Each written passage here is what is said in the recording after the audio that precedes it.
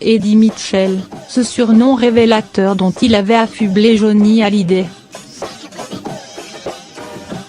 Entre Johnny Hallyday et Eddie Mitchell, c'est une longue histoire. Les deux hommes, devenus très tôt des stars de la chanson française, sont amis dès l'adolescence. Ils s'entraident et montent alors pas à pas les marches vers la gloire. Chacun à son rythme.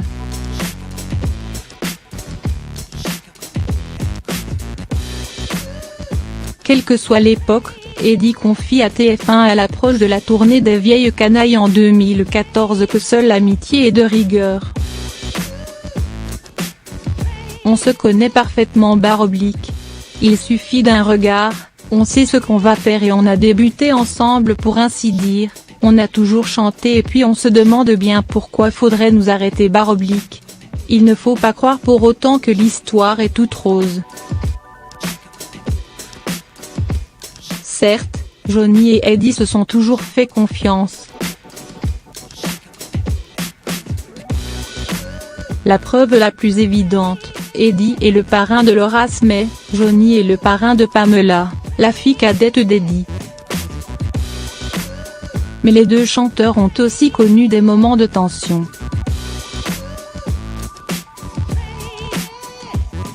Notamment, lors de la dernière tournée des Vieilles Canailles.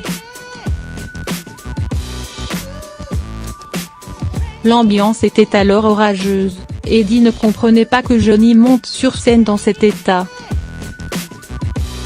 Bien loin des beaux moments passés en studio ensemble ou au restaurant. Dans le livre Johnny, quelque part un aigle, Pierre Billon raconte comment Johnny réagissait parfois avec ses proches. Quand Laetitia tentait de freiner sa consommation d'alcool, il l'appelait Mère Teresa.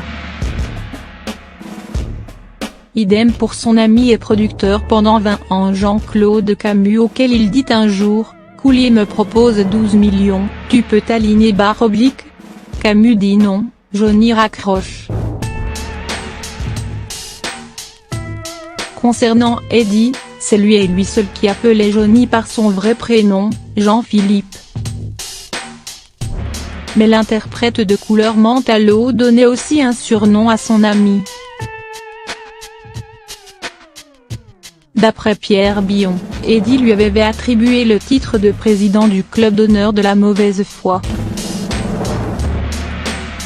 En mai 2018, 6 mois après la mort de Johnny, Eddie Mitchell accordait sa première interview aux Parisiens. Une prise de parole émouvante.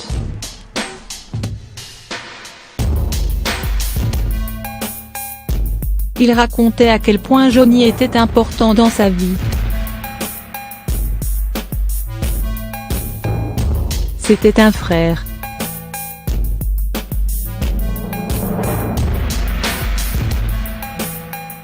On s'est connus gamin et on ne s'est plus quitté.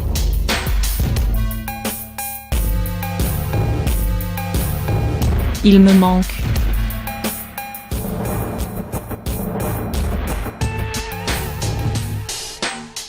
Mais je me souviens des rires et il y en a eu /. Et je garde le souvenir d'un mec costaud, un mec vivant. Vivant comme il l'entendait.